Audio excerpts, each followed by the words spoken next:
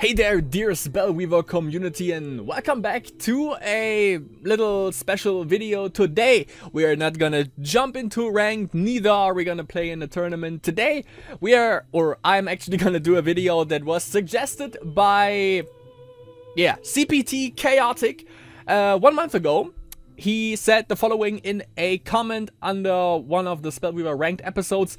Would you do a spotlight video of some of your own deck creations? Nothing from the forums. Maybe 3 totally different decks, one each for 3 random friendly matches. And today we are actually gonna do that. I got a bunch of decks that I've like crafted over the time that I would like to showcase to you. Before we go to that, you know, I like themed decks. You know, themed decks as in, you know, there are different types of creatures in the game. There are vampires. That's how, by the way, my vampire list came into flourishing, because I wanted to make like a deck purely based on vampires. There are, of course, soldiers. Everyone knows that, like the synergy with knights and such. What else do we have? We only have 1 manticore in the game, by the way, and that is Otriska. Angels, of course, but then there are some things or some creatures that are not prominently played, and one of this is actually a challenge from me. One of this is Alright. Let's type in Alright. It is absolutely not possible to make an Alright based deck. I'm gonna tell you that. You see the creatures right here? You know, just from the sheer volume of creatures, you would say, yeah, you know, you could actually make like an Alright deck that features just Alrights and nothing else, right?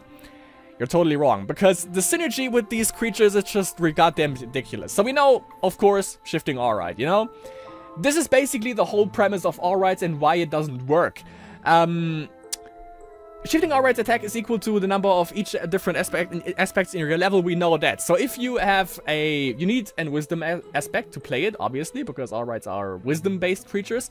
With nature, he's ranged. With order, he's flying. With corruption, he's deadly. With dominion, he's unstoppable. And with rage, it is swift. And I think the best combination, by the way, is probably ranged and deadly. I think that's the best. Other than that, however, okay, let's just look at it, okay? Now we have here Wisdom. And Alright with Wisdom, you know, works perfectly. Shifting Alright is Wisdom, and this one is Wisdom. Perfect, no problem there. Then we have Cinderflame Subordinate, which is a pretty good creature. And as you can see, it gets +1 speed until end of turn, gets +1 energy every turn, and starts off with 0 energy. However, if you need a rage aspect for a pretty good feature right here, it deals X damage to a creature it is engaged in combat with. So you need basically rage to activate this power. Of course, you can use it for like the extra speed, but you know, like multiple damage in terms of how much energy you have based off on that is pretty neat, I would say. So you need a rage aspect for that, right? So Wisdom Rage, no problem. And this one would be Swift, pretty nice. This one, of course, is also just Wisdom. It's early block. Right here, you have Void Touch Subordinate, which is mostly played for Azera's Decay. Maybe for standard milling decks that also require you to put Wisdom aspects in it. Pretty useful for that. Other than that, it's a pretty good... Like, if you splash in Corruption, of course, it's a pretty good blocker. I would, however, say the only deck that you can really play that requires you to play 3 aspects is probably Azera's Decay, which is Corruption, Wisdom, and Rage. So, okay, Void Touch Subordinate, I would say, is out, because you need Corruption for that. Then we have Enchanting Subordinate. Also energy-based, you know, works hand-in-hand with Charged Alright, of course. Flying. Whenever an enchanting subordinate attacks a creature, its attack and HP become equal to the attack and HP of that creature, which is fucking garbo.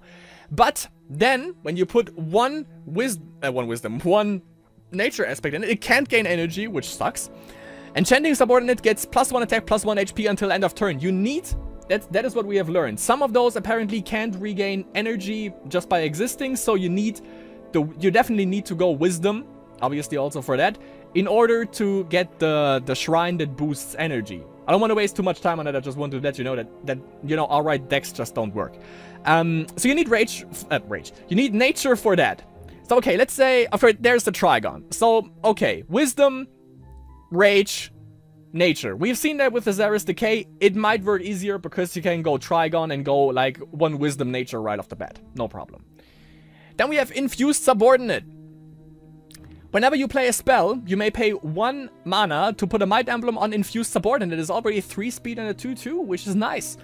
Then, however, Dominion. Whenever Infused Subordinate destroys a creature, you may pay 1 mana to draw a card. Which is kind of like Tamiya, to be honest.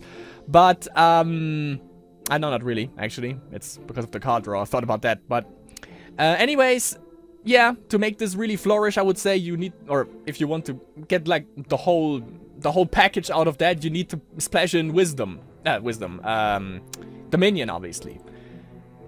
And, you know, it's a 3-speed 2/2 that can grow, which is freaking badass, because whenever you play a spell, which is normal if you play, like, Wisdom, of course, and also if you splash in Rage, but then you need Wisdom, then you need Dominion as well. You need, like, 4 New Horizons for that, which sucks. And then you have this Sunborn Subordinate guy right here, who requires you to go for, Order. But, you know, the thing is, you can't, like... Of course, you know, you can easily gain the levels with Wisdom, because Wisdom has New Horizons, and you have the Trigon. With Trigon, you can go Wisdom Nature, you can go, even like Wisdom, like if you don't draw the Shine, you can even go Wisdom Order to get this, and you can go Wisdom Nature, did I say that? I think, for this guy, but then you need to splash in Rage Shrines for this guy to activate his thing, and you need to splash in Dominion for this guy. Which means you need Rage, you need Nature, you need Dominion, you need... wait. Rage. Okay, of course, Wisdom first. Rage, then you need... we would just add this guy out. Nature, Dominion, Order. Which is freaking 5 aspects. You can narrow that down to 4 if you play a Trigon, though. Which sucks because, you know, they don't need that many, and they don't need that many aspects in general, alright? But they also are not like the cheapest creatures on Earth. I mean, of course, you know, that is 2 mana, that is 3 right away, that is 2, but 2 aspects, and that is 3. So, by the time you get like 1 or even like 2 alrights out, when you like just ramp up your aspects with New Horizons and maybe Trigons, you have like 1 alright maybe out that can't do anything, because, you know, this guy has to grow over time in order to use his ability. And, you know, then, of course, the enemy is playing maybe like he has Infernal Tribute, he has Noxious Fumes, he has Flash Freeze, he has Power Discharge, he has, like, Fireballs, all of that nonsense, while you just ramp up, so you can't really maintain your board presence while the other guy just rushes you down. Anyways, this guy's flying, and if you pay 2 mana... mana. Sunborn Subordinate deals 1 damage to all creatures it is engaged in combat with. Use this power only during your turn, and with, which you want to do, with 1, Order. He is actually life-bound, which, by the way, is why most people who play, like, Saluxio also splash this guy, dude right here, and of course Mortars, because they all require, like, Order and Wisdom.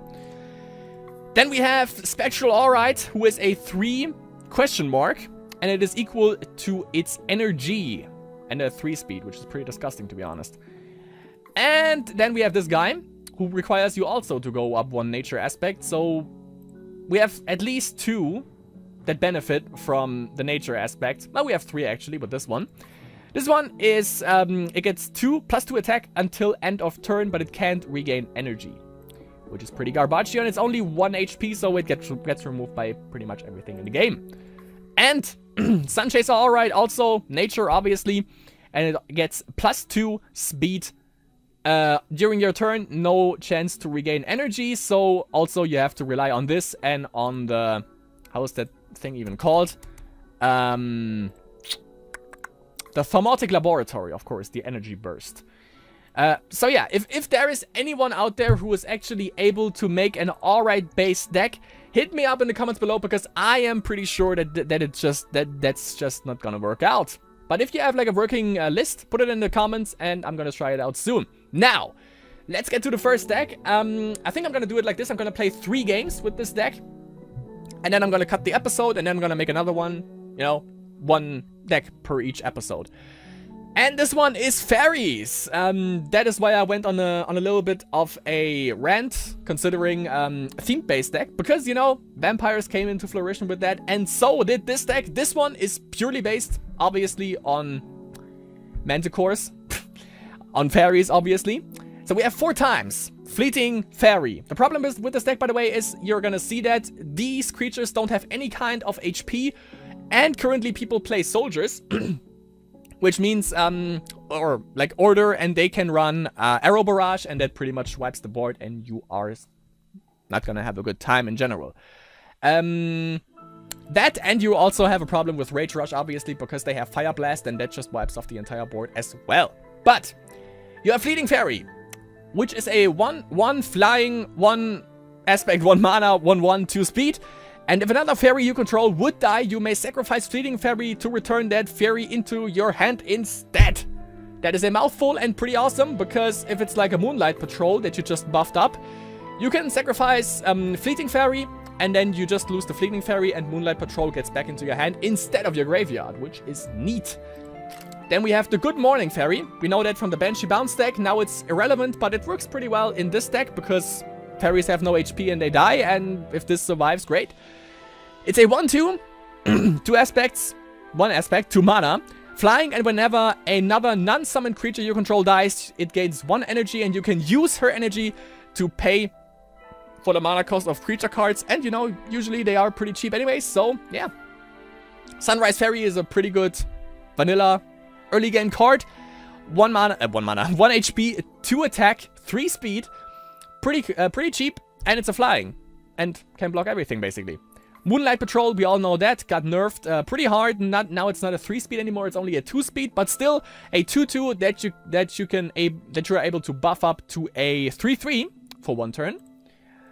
Then we have Empress of the Forest. Usually you want to play the Moonlight Patrol first and then Empress, or like, you know, even better, Good Morning Fairy, Moonlight Patrol, and then Empress, because Empress of the Forest. I love it when it doesn't work. Alright. Empress of the Forest is a flying, and when Empress of the Forest enters the field, other creatures you control gain 1 energy. Also, it's a 3/3, who was like a little bit more cost efficient than the other ones. It's 2 aspect, 3 mana, but you know, for the stats, pretty good blocker. Can't really complain. I don't know why I can't click on this anymore. Hold on a second. I'm gonna hop back in this. Alright, Storm Fairy. Awesome card right here. It's flying, and when Storm, like everything in this is flying, but you're gonna see why it is important. When Storm Fairy enters the field, return up to 1 creature to its owner's hand.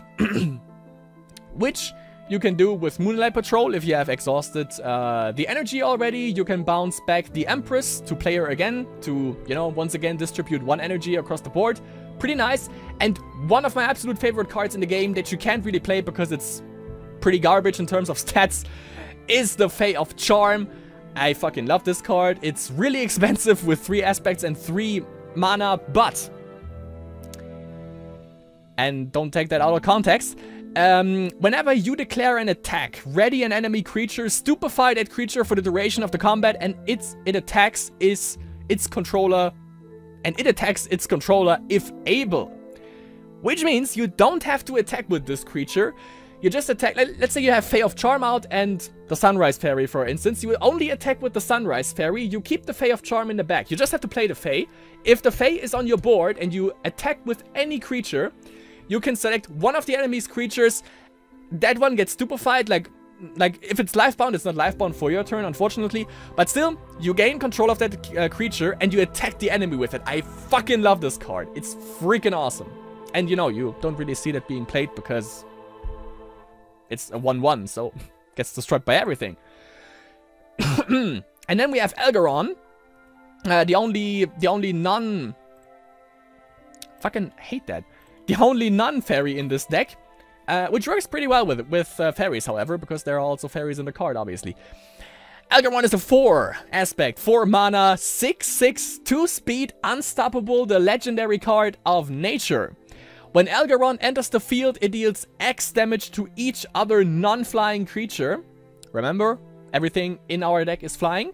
Where X is 2 plus the number of cards in your graveyard named Elgaron. So if there is already an Elgaron in our deck, he basically deals 3 damage across the whole board. And, you know, 2 damage also right away. It deals with... I think it also deals with soldiers. Nah, we need 3 for that because of the Master Tactician. But it deals definitely with zombies. It deals with most of the stuff that that Rage Rush like puts out. But, you know, it's a long way until you actually can play Algaron. As spells, we have 3 times Ambush Strike. An allied creature gets +2/+2 because, you know, the stats of our fairies are bullshit. So you definitely need something to beef them up. Vegetation Blockade. That card is being changed soon. So, you know, might as well still play it. It's actually not that bad. Non-flying creatures can't attack. Every one of us is flying.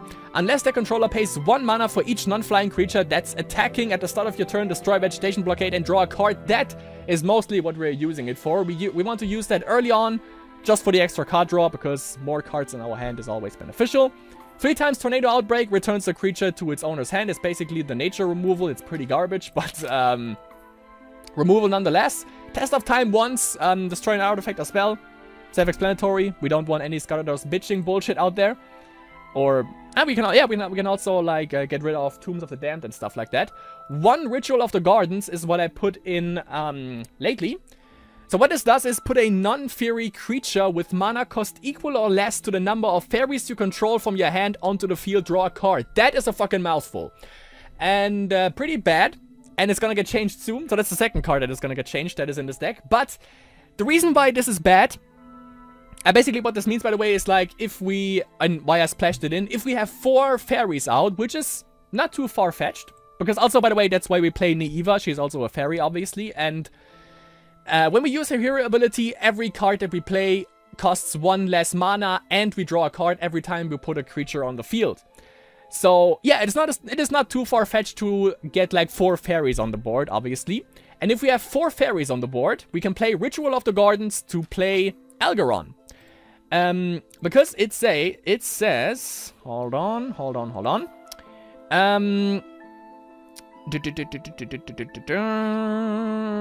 Put a non-fairy creature, which is obviously Algaron, that's the only non-fairy creature in our deck, with mana cost equal or less to the number of fairies you control. And yeah, if we have 4 fairies out, Algaron costs 4 mana, we can just play Algaron basically for 2 mana right here, which is pretty damn sweet. Didn't manage to get that off. I always play them like with the aspects, but it's doable. And another card that you really that you probably never even seen before also is Earthquake. You know, I like playing cards that no one else plays also. That's why I splashed like a couple of them in this deck. Each hero distributes X damage among non-flying creatures. Again, every one of our creatures is flying. And obviously not Algaron, but we have like 4 aspects and 3 that would kill him. Yeah. That would be bad. So you want to play this before you get Algaron out. Among non-flying creatures, he or she controls where X is your nature level +3. So at the very least, it's gonna make 3 damage. Or actually 4, because, you know, you need 1 basically to play this. Yeah, so 4 damage. Pretty sweet. Of course, you can also... it's a little bit like a bad version of Arrow Barrage, if you think about it. Like, Arrow Barrage, you can choose, like, a support or enemy line and doesn't cost as much. But still, you can beef it up when you have, like, more aspects, which is usually the case because you want to play Algaron. And if for some reason he plays a mill deck, or he just, like, plays Drayla, for example, and got rid of your only Ritual of the Gardens, you kind of have to play him from the hand. Landslide is another removal. Put up to 2 cards with mana cost 2 or less from the field onto the top of their owner's deck. Also bad removal again, but it can get rid of also like Cloning Vat, which is pretty nice. So it's not limited to creatures only. And then for shrines, we have 18 Nature Shrines and 2 Enchanted Spring. Obviously, this is to bounce back Storm Fairy, to bounce back maybe even Algaron for the extra like damage. Maybe Empress of the Forest for, you know, more energy, Moonlight Patrol to beef that up again, stuff like that. So I've played this deck a couple of times. By the way, just wanted to showcase that I actually got this card back right now. It's pretty sweet. I played this deck and it's, it's a mixed bag. Sometimes it works, sometimes it just gets completely obliterated. That's why I'm not gonna play it in ranked, because I'm pretty sure we're not gonna survive ranked with that deck. But let's hit up some friendlies and let's see that was fast, how that deck fares, and we play against Eternal Windy. That might be... That's actually a pretty good hand. Let's keep that. We might run into zombies here, because that's usually what basic Nefaros is up to. Pay off Charm right off the bat, which is pretty nice, but it's gonna take a while until we can actually play this. And this card can actually, like, turn the tides. The only problem is, of course, he has not obnoxious fumes and stuff like that. So we can remove that pretty quickly. But we'll see. The good thing is, however, if we get, like, Fleeting Fairy out and Fey of Charm, we can... And he destroys Fey of Charm, we can sacrifice this, and this gets back in our hand. So definitely want to make sure that we keep one of these. Okay, I thought for sure this guy was AFK because it took like a fucking eternity. So, there we have the Nature Shrine, which is neat. Can't play anything, so let's go for the mana for the extra card draw. Alright. I think I'm gonna get rid of one Tornado Outbreak, actually. Because we don't really need that in the early game. Actually, we could have played like a Fleeting Fairy. And... This game is trolling. Game be trippin'. So we could Tornado Outbreak this, which wouldn't make any goddamn sense. So I'm actually gonna play this. And Fleeting Fairy. Go with this into the zombie and then just sacrifice the Fleeting Fairy to get Sunrise Fairy back. So he basically just lose a 1/1 if he doesn't go for Noxious, which I... That's a fucking waste. But okay. Whatever lights your candle, mate. I don't judge. He really wants to get those beats in, eh?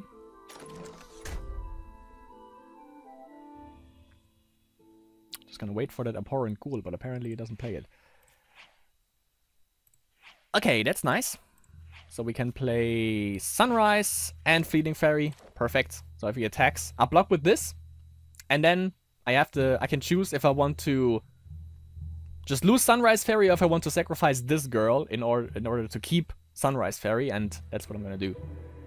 Sadly, I can't keep Sunrise Fairy on the board, but it gets back to my hand, but it's pretty cheap to play anyway, so it doesn't really matter that much. No, I'm not.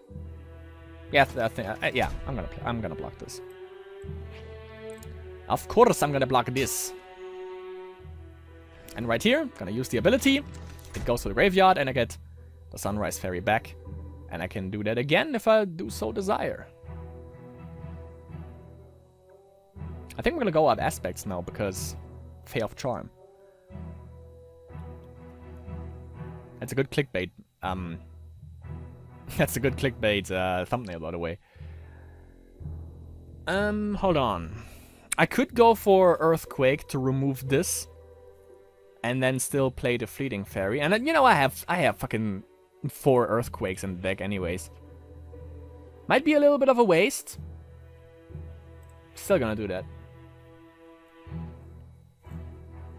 Maybe you've never seen this being played. It wouldn't surprise me because no one plays it. But now you can see how awesome the effect actually looks. Distribute that 2 damage. No, it's 4, never mind. It's a hard decision, right? With those many creatures that you have on the board at the moment. And there we go! Raise the roof! And of course goes for hero damage. Just wanted to add it off the board, because it can get pretty nasty.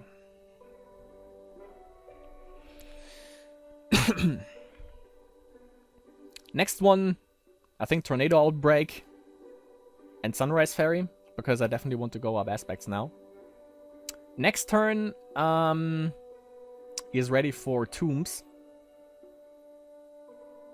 Sadly, it's a creature and not just a random card. Would be awesome if you could get him back like the Tombs. Would be pretty neat. Yeah, I'm gonna bounce this back. I don't like those remains. Oh, he actually could have. Like, he could have sparked. I just realized that. But maybe he doesn't. Maybe he doesn't have tombs yet. I could also earthquake again.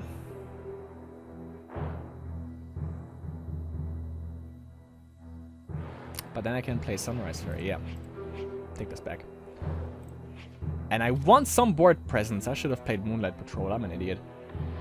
Oh yeah, that's actually good because now, if he plays the Rotting Remains again, I can actually just snatch it with the Fae of Charm and go for 3 beats next turn.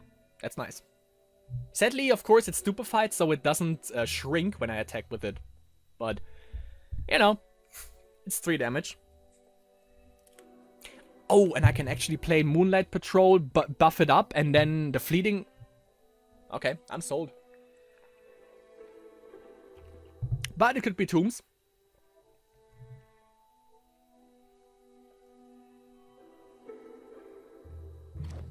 Or that. Or that. Okay. I like that. Damn, son, where'd you find that? I actually want to keep everything of that, but...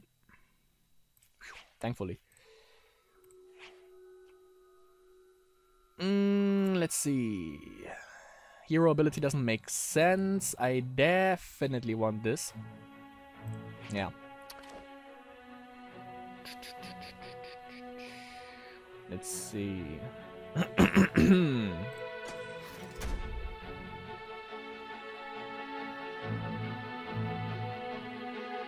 Yes. Snatch that! And he's gonna block this, I guess. And then I just sacrifice the Fleeting Fairy again. Yeah, boy. Oh. Okay. Yeah, well, makes sense. Prevents the most damage. And yeah. Gets like the most value out of that. Or maybe not. Okay. Yep, and it does shrink! Beautiful! Alright, I didn't know that. That's pretty, that's neat. Because, you know, I thought it, like, it's stupefied, it doesn't get the weakness emblem, but it does. Alright. Okay, hit me with that Noxious Fumes, because I know that you're going to play that. And by the way, we have 3 aspects for mana that went pretty fast, so we could play Algeron in the next... Yeah, next turn, basically, if we have a lucky draw. We can also Earthquake to wipe him for like 6 damage overall, which is just delicious. So far this is working out pretty well.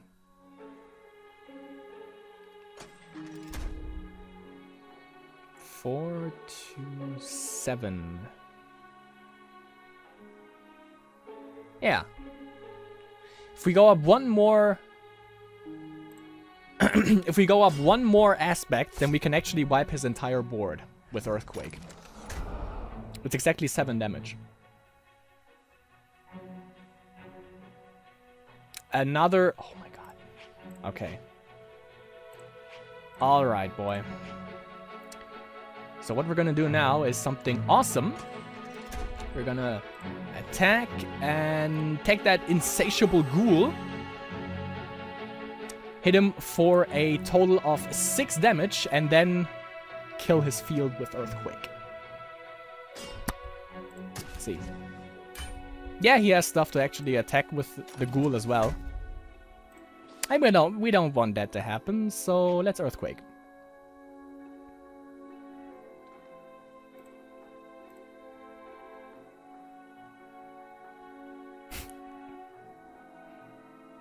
Exactly 7 damage. Raise the roof, boys!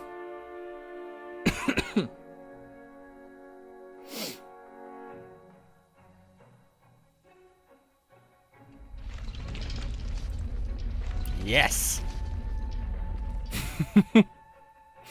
Beautiful! And we have another Fae of Charm. Just play your creatures, I'm gonna take them over anyways. Ah, life is great sometimes. But yeah, we are pretty lucky actually that that he hasn't played, and probably not even that he hasn't even drawn tombs so far. That is pretty lucky. That sucks, however. Now we have a little bit less control on the field. I'm definitely gonna take control over that, however. Let's see. Shrine into shrine sucks.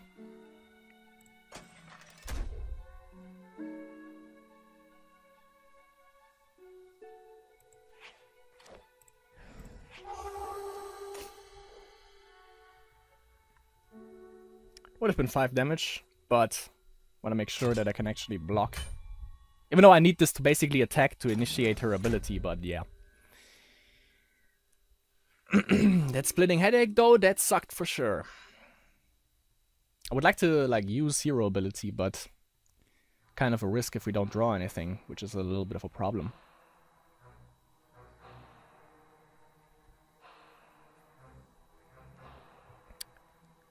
I want to initiate the window. Ah, fuck, dude. Of course.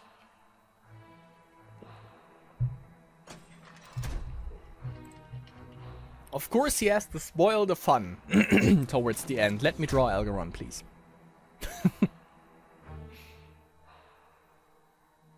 Well, that doesn't do jack shit. Let's hope. Oh yeah, boy. We hit Funtown.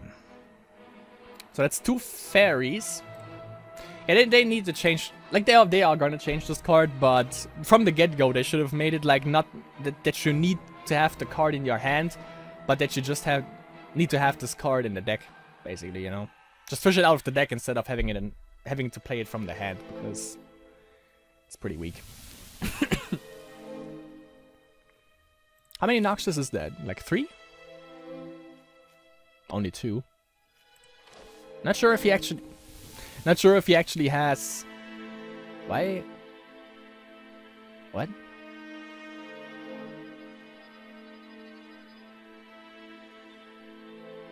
What? I didn't understand that play in the slightest. Okay. Vegetation blockade. Have fun with that. I'm gonna. Yeah, I just attack. Go in face. Didn't he think that through? Like, did he thought he could just attack with the Legionnaire? I don't know. We could also use this, just play this for a card draw, but I don't think it would be the brightest idea. Sorry.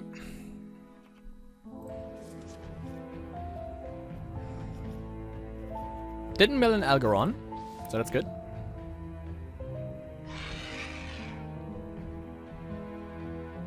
Oh, it's one of those players who actually use Infernal Vultures, but that's not gonna help you out much, because he can't block anything that when I attack next turn. He has 0 cards in hands. I think we have this. Yeah, he only has 1 speed. Maybe we can even hit him with Algeron. That would be pretty funny.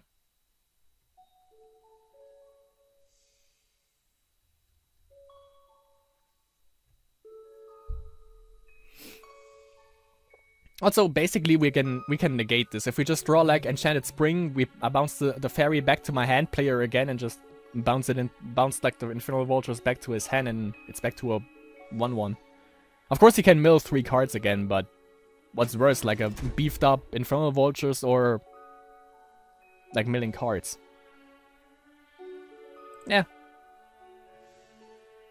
You can attack with that. I don't mind it. I don't mind it. I'm a straight rider. Did he have... Didn't he have like 0 mana?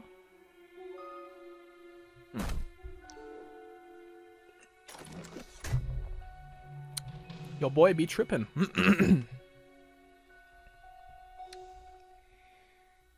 So...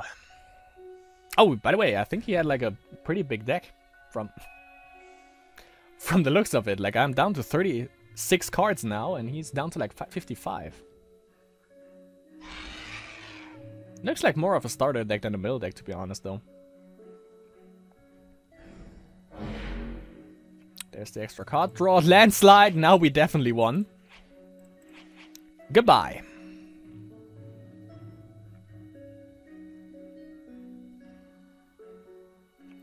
Go in for beats, and that's the win for the Fairies. Sweet.